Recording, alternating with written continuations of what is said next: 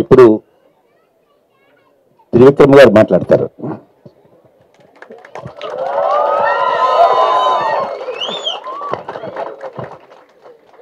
అందరికీ నమస్కారం. వేదిక పైన ఉన్న పెద్దలు, గౌరవనీయులు, ముందుగా చంద్రశేఖర్ రెడ్డి గారికి నమస్కారం.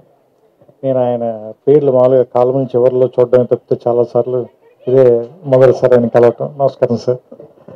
అండ్ యునెస్కో విజయ్ కుమార్ గారికి, నేను భీమవరంలో ఉన్నప్పుడు పుస్తకాల వెనకాల ఉన్న పబ్లికేషన్ కంపెనీ అంటే సినిమా కంపెనీ లాగా, అంటే ఒక రకంగా చెప్పాలంటే సినిమాలకు సంబంధించి విజయవాహిని ఎలాగో పుస్తకాలకు సంబంధించి యునెస్కో అలాగే. సో అలాంటి విజయ్ కుమార్ గారిని కలవడం చాలా చాలా చాలా ఆనందంగా ఉంది. నమస్కారం సార్, కృతజ్ఞతలు. మీతో మంచి సమయం గడపగలిగాను. అండ్ మిత్రులు కృష్ణ కౌండిన్య గారికి, అండ్ మాకు చాలా ఆత్మీయులు, నా భార్య ద్వారా పరిచయం, మా కుటుంబ సభ్యుల్లో ఒకరైపోయిన మావిడి హరికృష్ణ గారికి. ఆయన ఏంటంటే మనం ఇందాక జయదేవ చెప్పినట్టు నిలువెత్తు తెలంగాణ ఆత్మీయత ఏంటంటే హరికృష్ణ గారే. అంటే మీరు ఏది అడగండి కడుపులోంచి అన్నం తీసి పెడతారంటారు చూసారా, అలాగా ఏది అడిగినా అది ఆయన ఏమంటారు, ఇంకో చోటకి వెళ్ళైనా సరే తీసుకొచ్చి మన కోసం చేసి పెట్టేంత మనసున్న వ్యక్తి. సో సహజంగా అదే జరుగుతుంది కాబట్టి సో వారికి, మిగతా పెద్దలందరికీ నా నమస్కారాలు. అండ్ అన్నిటికంటే ఇక్కడికి రావడానికి ముఖ్యమైన కారణం జయదేవ్. ఏంటంటే నాకు ఎప్పుడు నేను అతడు సినిమా తీస్తున్న రోజుల్లో నాకు మద్రాసులో పరిచయం. అప్పుడు ఇండియా టుడేలో పనిచేసేవాడు. సో ఇండియా టుడేలో అతను రాసిన కాలం చివరిలో ఉన్న అతని పేరు చూసి నాకు ఇతనెవరో బాగా రాస్తున్నారు అని చెప్పి అతనంటే ఇష్టం ఉండేది. సో మేమిద్దరం అక్కడ కలిసిన తర్వాత ఓకే ఇతనే రాసే జయదేవ్ అని తెలిసిన తర్వాత ఇద్దరి మధ్య స్నేహం మొదలైంది. ఆ స్నేహం ఇన్ని సంవత్సరాలుగా ఇంకా నడుస్తూనే ఉంది. సో దానికి అతని సాహిత్యం కానీ నా సినిమాలు కానీ రెండు పెద్దగా అర్థం కాలేదు. ఏమంటారు దాన్ని, ఎంతో కొంత ఉపయోగపడ్డాయి తప్ప ఏమైనా అవసరమైతే గీతే. కానీ అతను నా గురించి 2-3 చెడ్డ రివ్యూలు రాశాడు. అది అతని మీద నేను తర్వాత మాట్లాడతాను నా సినిమాల గురించి. సో నాకు ఈ పుస్తకం ఇప్పటికి నేను 200 పేజీలే చదివాను. వీళ్ళిద్దరిని చూస్తే భయం వేసింది. వీళ్ళు మొత్తం చంద్రశేఖర్ రెడ్డి గారు అంటే వీటి కాబట్టి చదివి ఉండొచ్చు, కానీ వీళ్ళిద్దరు కింద నుంచి పైదాకా చదివేశారు. ఇంకా వీళ్ళిద్దరూ మాట్లాడిన తర్వాత నాకు అనిపించింది ఏంటంటే, నేను 1931లో ఆలమ్మారా తీశారు, 34లో భక్త ప్రహ్లాద్ తీశారు, మధ్యలోనే కాళిదాస అనే తొలి తమిళ టాకీ తీశారు. నేను ఇవి మాట్లాడదలుచుకోలేదు, ఎందుకంటే నేను పోటీగా ఉండే ఏరియాలోకి ఎంటర్ అయ్యాను నేను. సో అందుకని నేను పోటీ లేని ఇంకో ఏరియాలోకి ఎంటర్ ఏంటంటే, ఈ పుస్తకం చదువుతుంటే బేసిక్గా ఫస్ట్ రీల్ కథకి మొదటి వాక్యాలు చాలా ఇంపార్టెంట్ అని చెప్తారు ఎవరైనా కానీ. ఎందుకంటే కథ లోపలికి మనం తీసుకెళ్ళటం అనేది చాలా ఇంపార్టెంట్. మొదట తీసుకెళ్ళిన తర్వాత ఆ తర్వాత కొంచెం నత్తనాడక నడిచినా కానీ సరే ఇంకేదో జరుగుతుందని అమాయకత్వంతో కొన్ని పేజీలు తిరిగేస్తాం. ఆ తర్వాత ఇంకేమైనా చెప్పగలిగితే ఓకే, లేదంటే చాలాసార్లు మనం మోసం చేసేస్తూ ఉంటారు, అది వేరే విషయం. కానీ సినిమా కూడా మొదటి రీలు, ఇంటర్వెల్, క్లైమాక్స్ చాలా ఇంపార్టెంట్ అని చెప్తారు. సో ఇది ఫస్ట్ రీల్ అని పేరు పెట్టారు. ఎందుకంటే నా ఉద్దేశం ప్రకారం తెలుగు సినిమా తాలూకు తొలి రోజుల గురించి మాట్లాడుతున్నారు కాబట్టి ఫస్ట్ రీలు. ఈ పుస్తకం కూడా ఎలా ఉందంటే ఫస్ట్ రీల్ ఎంత ఇంట్రెస్టింగ్గా ఉండి మొదటి 10 నిమిషాల్లో సినిమాలోకి లాగేయాలో అంత ఇంట్రెస్టింగ్గా రాశారు. ఎందుకంటే బేసిక్గా నేను పరిశోధనాత్మక గ్రంథాలు చదివే టైప్ వ్యక్తిని కాదు, నేను చరిత్రలో వీక్. ఎందుకంటే నాకు మామూలుగా ఆ ఫలానా రాజుల కాలం నాటి శాసనం అని మొదలు పెట్టగానే వెంటనే నాకు హిస్టరీ ఎగ్జామ్ గుర్తొస్తుంది, భయం వేస్తుంది నాకు. నేను అందుకనే లెక్కలు సైన్స్ చదువుకున్నాను నేను. కానీ పరిశోధనాత్మక గ్రంథం 200 పేజీలు ఊరికే జనరల్గా నేను 2 కాఫీ టైంలో చదివేశాను అంటే హెడ్స్ ఆఫ్ టు జయదేవ్. ఎందుకంటే దాంట్లో నాకు అది చదువుతుంటే అప్పటి మూకీలు వేసిన గుడారాలు, కింద మట్టిలో కూర్చుని నేల థియేటర్లో సినిమా చూడటం, దగ్గర నుంచి చూడటానికి ఎక్కువ డబ్బులు కట్టడం, ఆ పక్కనే అమ్ముతున్న పంపడి వేరుశనక్కాయల తాలూకు వాసన, సోడాలు ఫ్రీ అంటే కనుక ఆ సోడా కొడుతున్న గోళీల తాలూకు సౌండ్, వీటన్నిటిని మాత్రం ఈ పుస్తకంలోకి పట్టుకొచ్చేశాడు. సో అది ముఖ్యంగా నాకు బాగా నచ్చిన అంశం. అన్నిటికంటే మన సినిమా పోస్టర్కి పెద్ద వినియోగం. పోస్టర్ ఏంటంటే సినిమా పేరు చూడటానికి, లేదంటే అందరూ యాక్ట్ చేసేవాళ్ళని చూడటానికి. అతను ఆ పోస్టర్ ఆధారంగానే నాకు తెలిసి మేజర్ రీసెర్చ్ ఇందులో చేసేసాడు. ఆ పోస్టర్ ఆధారంగానే ఓకే ఈ సినిమా ఆ రోజున రిలీజ్ అయింది, ఈ సినిమా ఫలానా థియేటర్లో రిలీజ్ అయింది, ఈ సినిమా ఆ ఊళ్ళో ప్రదర్శించారు, ఇది 1931లో కాదు 32లో జరిగింది. సో ఇలాంటి వాటన్నిటికీ వాళ్ళ అమాయకంగా వేసిన పోస్టర్ని ఇతను అన్యాయంగా వాడుకున్నప్పటికీ కూడా దాంట్లో మనకి బోల్డ్ అంత ఇన్ఫర్మేషన్ ఇచ్చాడు. నేను ఇన్ఫర్మేషన్తో పెద్ద ఎక్కువ ఏమంటారు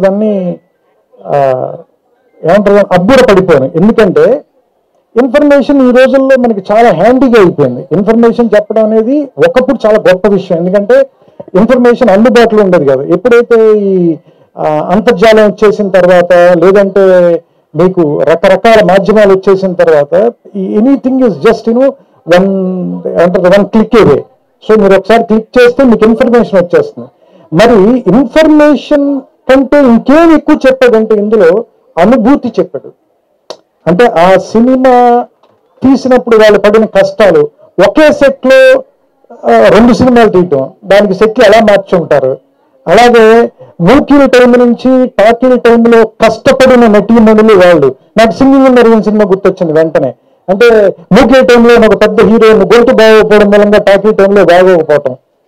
సో ఇలాంటి అంటే మనలో ఉన్నటువంటి ఒక ఆ నోస్టాలజిక్ ఏరియాలోకి వెళ్ళి దాన్ని ట్యాప్ చేయగలిగేలా ఒక పరిశోధనాత్మక గ్రంథం రాయటం అంటే చాలా కష్టం. ఎందుకంటే ఆరుద్ర రాసిన సమగ్రాంధ్ర సాహిత్యానికి ఎక్కువ విలువ రావడానికి కారణం ఏంటంటే ఒక కవి పండితుడైతే ఉండే అడ్వాంటేజ్ ఆయన వాడుకున్నాడు.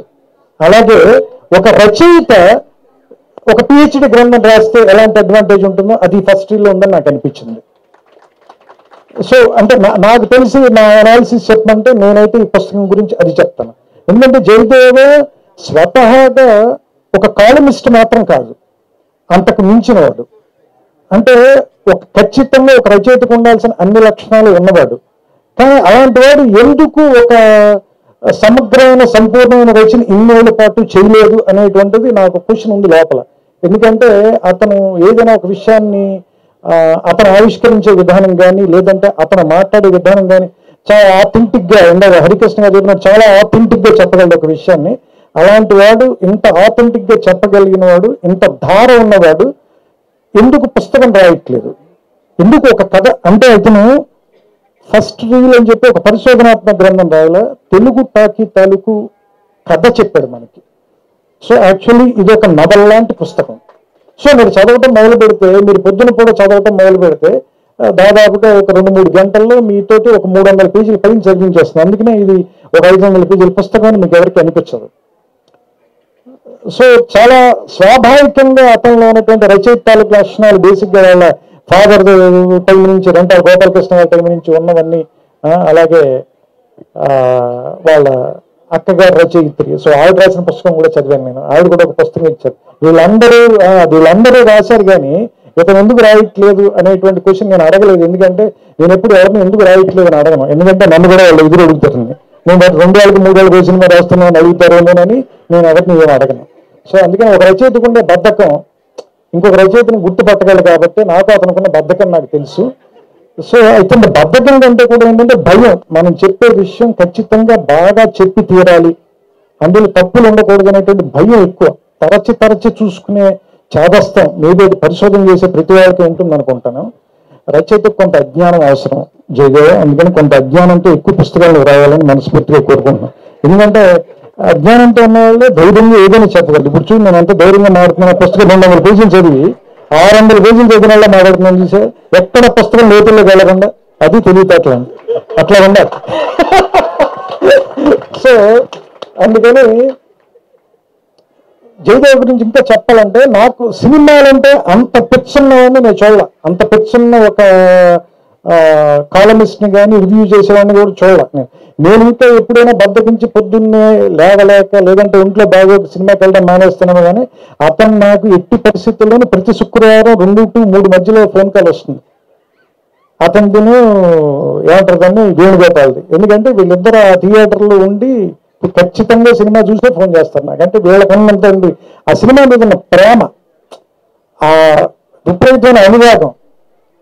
అలాంటి వాళ్ళు సినిమా గురించి రాస్తే ఎంత ఆథెంటిక్గా ఉంటుందో ప్రూవ్ చేశాడు జయదేవ్. అండ్ ఇతని దగ్గర నుంచి నేను కోరుకునేది ఏంటంటే ఇంకా చాలా గొప్ప సినిమాల తాలూకు రివ్యూలు కానీ, లేదంటే విమర్శనాత్మక గ్రంథాలు కానీ, లేదంటే సినిమాల మీద అతని అభిప్రాయాలు కూడా, అతనిదైన అభిప్రాయాలు అవన్నీ రైట్ అవ్వాలని కూడా నేను కోరుకోవట్లా. తప్పైనా పర్లేదు, కానీ కొన్ని తప్పులు కూడా గొప్పగా చెప్పేవాళ్ళు కావాలి మనకి. మనకి వెస్ట్రన్ సాహిత్యంలో చాలా ఉంటాయి అలాంటివి. ఏది చాలా వైల్డ్గా చెప్పగలుగుతారు హిస్టరీని కానీ, లేదంటే పరిశోధనాత్మక విషయాలు కానీ. అలా చెప్పే రచనలు మన తెలుగులో లేదని నా ఫీలింగ్. సో అలాంటి పుస్తకాలు ఎన్నో రాయగలిగినాడు. ఎందుకంటే ములపూడి వెంకటరమణ గారు తోడుకోడల గురించి రివ్యూ రాయమంటే నినాదించు ముందు కాస్త నిదానించమందు అని రాసేట హెడ్డింగ్. ఎంత అందంగా పెట్టారు చూడండి. అందులో చివరిలోకి వచ్చేసరికి సడన్ గా ఏమంటారు, దాన్ని సమిష్టి వ్యవసాయం, వ్యక్తి వ్యవసాయం గురించి మాట్లాడతారు. ఈ సినిమాకి దానికి కథానికి సంబంధం ఏమైనా సినిమా పేరు తోడుకోడలు పెట్టావు నువ్వు, అందుకే నేనేమైనా నినాదం చేసేదని కాస్త నిదానంగా ఉండేవాడిని. ఎంత చక్కటి చొరకేశాడు చూడండి. అంటే విమర్శ కూడా అంత అందంగా చెప్పగలిగిన ఆయన కూడా సినిమా రంగం మింగేసింది అనుకోండి, అది వేరే విషయం. సో అందుకని జయదేవ్ కూడా సినిమా రచయిత అయ్యేలోపు ఇంకో కొన్ని పుస్తకాలు రాస్తే కనుక తర్వాత ఆటోమేటిక్గా ఎలాగే మింగేస్తాం కాబట్టి సో అలాంటి ఇంకా ఎక్కువ పుస్తకాలు రాయాలని, ఎక్కువ సమయాన్ని పుస్తకాలు రాయటంలో కూడా గడపాలని. ఎందుకంటే ఈ రికార్డు కూడా, ఎందుకంటే చరిత్ర గురించి మీలాంటి వాళ్ళు మాట్లాడుతున్నప్పుడు మీలాంటి వాళ్ళ చరిత్ర తర్వాత వాళ్ళు కూడా తెలుసుకోవటం చాలా అవసరం. అది పుస్తకాల ద్వారానే సాధ్యం అవుతుందని. సో అందుకని ఈ పుస్తకాలు జరిగే చోట, ఈ పుస్తకాలు అందరూ కొనుక్కునే చోట మాట్లాడడం అంటే, ఇంతమంది జనాలు పుస్తకాలు కొనుక్కోవటానికి రావటం, పుస్తకాల గురించి మాట్లాడుకోవటం అంటేనే ఇది ఒక 9-10 గంటగా మనం మాట్లాడుకోవచ్చు. సో దీన్ని ఈ ట్రెడిషన్ని ఇంకా ఇంకా ఇంకా ముందుకు నడపడానికి వీలైన నేను జయదేవ్ని ఈ స్టేజ్ ద్వారా నేనేం కోరుతున్నానంటే, నా లైబ్రరీలో ఒక హారిజాంటల్ కాలం నిండిపోయే పుస్తకాలన్నీ మీరు రాయాలని. సో విజయ్ కుమార్ గారు ఎదుర్కొన్న మీకు హెచ్చరిక పంపిస్తూ, నాకు ఇష్టమైన మరి కై అఫ్సర్ గారు కూడా ఇక్కడే ఉన్నారు. సో ఆయన ఇప్పుడు జస్ట్ ఈ పుస్తకం ఊరికే ఓపెన్ చేస్తే అందులో ఆత్మహత్య తప్పించుకున్నవాడు ఒకటి కనిపించింది. నాకు సడన్గా అది చూడగానే నాకు అనిపించినట్టు వెంటనే వాడేస్తున్నాను అనుకోకండి మీరు. వాళ్ళ అక్క చేత హత్య తప్పించుకున్నవాడు జయదేవ్. ఎందుకంటే ఆవిడ బెదిరించి మరీ పుస్తకం రాయించింది కాబట్టి వాళ్ళ సోదరి మన ఇద్దరి చేత హత్య కాపాడకుండా తప్పించుకున్నారు. జయదేవ్కి ఈ పుస్తకం ఆ విలువను కూడా ఇచ్చింది, ఆ గౌరవాన్ని కూడా ఇచ్చింది. సో ఈ పుస్తకాన్ని మిగతా 300 పేజీలు చదివిన తర్వాత కొన్ని బాగోలేని విషయాలు కూడా నేను చెప్పాలని కోరుకుంటూ, ఎందుకంటే అతను ఆ సినిమా గురించి చెప్తూ ఉంటాడు కాబట్టి మన కక్ష తీర్చుకునే అవకాశాలు తక్కువగా వస్తాయి. అందుకని ఎవరినైనా కూడా కథ చెప్పాలని మనం ప్రోత్సహించాలి. ఎందుకంటే వాళ్ళ కథ చెప్పినప్పుడు మనం జడ్జి అవచ్చు, వాళ్ళు లాయర్ అవుతారు. ఎందుకంటే ఇప్పుడు సినిమా తీసేటప్పుడు లాయర్ని మీరు అందరూ జడ్జిలు కదా. సో అతను కూడా ఎక్కువ పుస్తకాలు రాసి నాకంటే తక్కువ స్థాయిలో ఉండాలని, అతని పుస్తకాలు వాటిని సమీక్షించే ఉత్తమ స్థాయిలో నేను ఉండాలని, ఉన్నత స్థాయిలో నేను మనస్ఫూర్తిగా కోరుకుంటూ, సో నా సన్వయస్కుడు అండ్ నా స్నేహితుడు కాబట్టి అతనికి నా అభినందనలు చెప్తూ, ఇంకా వృద్ధిలోకి రావాలి ఇలాంటి మాటలు బాగోదు. ఎందుకంటే నా గడ్డం తెల్లబడిపోయి అతని చుట్టూ తెల్లబడిపోయింది, ఇలాంటి మాట్లాడకూడదు కాబట్టి అతను జస్ట్ అభినందనలతో సరిపెడుతూ దీన్ని చాలా ఆనందకరమైన సాయంకాలం ఇక్కడ గడపగలిగినందుకు ఎంఎస్కు విజయ్ కుమార్ గారికి ముఖ్యంగా నా కృతజ్ఞతలు చెప్తూ, ఎందుకంటే ఈ ఫంక్షన్ రావడం వల్ల నాకు 2 ఉపయోగాలు ఉన్నాయి. ఒకటి, నా మిత్రుడైన జయదేవ్ తాలూకు పుస్తకం ఓపెన్ చేయడం ఒకటి, మా మామగారికి ఫ్రెండ్ కాబట్టి ఇవాళ మా ఆవిడ రాత్రి డిన్నర్ కూడా బాగా పెడుతుంది నాకు. సో అందుకని అన్ని రకాలుగాను కూడా ఇవాళ నాకు వర్కౌట్ అయినటువంటి సాయంత్రంగా దీన్ని భావిస్తూ, ఇంతసేపు ఓపికగా మీరందరూ కూర్చున్నందుకు మీ అందరికీ కూడా నా శుభాకాంక్షలు. వెళ్ళేటప్పుడు అందరూ సరదాగా ఒక పుస్తకం కొనండి, వీలుంటే దాన్ని చదవండి. కొంచెం లావు పుస్తకం అయితే తల కిందనే పెట్టుకు పడుకోండి. నమస్కారం, శుభ సాయంత్రం.